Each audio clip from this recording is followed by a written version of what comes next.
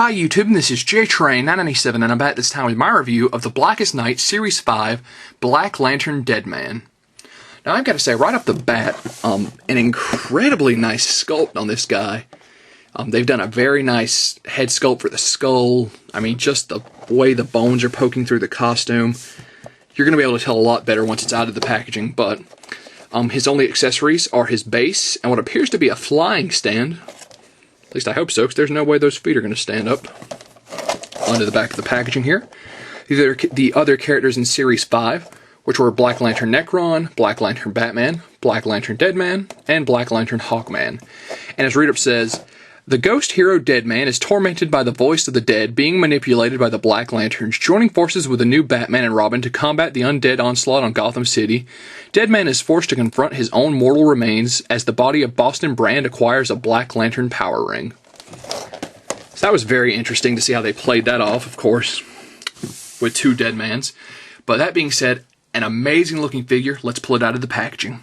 And here we have Deadman out of packaging, and I'm just like, I thought this is a flying base, and it is very nice. I had a lot of worries that maybe it wouldn't hold him up, and we'd kind of end up with a figure that you couldn't display, but it's just an awesome looking accessory. I'm really glad they thought of this. Plus, he's a really light figure, so you can make him do all sorts of weird poses. The articulation feels very frail, unfortunately, which is a small price to pay. You just have to be extra delicate with this guy. So, picking the camera up, zoom in. As I said before, an absolutely amazing job on that sculpt. One of the most realistic skeletons I've ever seen. Just the cracks in the bone, you can see the spinal column. Very nasty face, the rib cage. Of course, all the way down to the hands. And especially right there at the waist where you can see his bones poking through his outfit. Just an all-around absolutely amazing job. Probably one of the best sculpts out of the Blackest Night line. Now, as far as articulation, we'll pull him off his base, which is the standard Black Lantern base with just this extra attachment. Personally, I know they're probably mass-producing this base for all the figures, but I would have much rather seen the peg in the center, because now he's kind of floating off to the side. As far as articulation, his arms go in and out.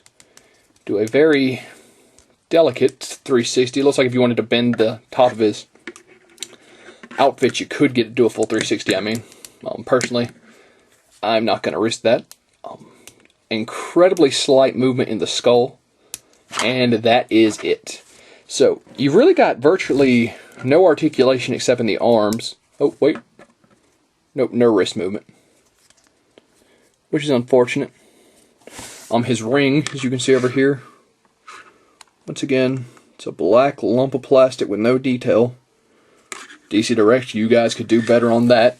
So, this is an absolutely amazing figure. One of the best sculpts I've ever seen.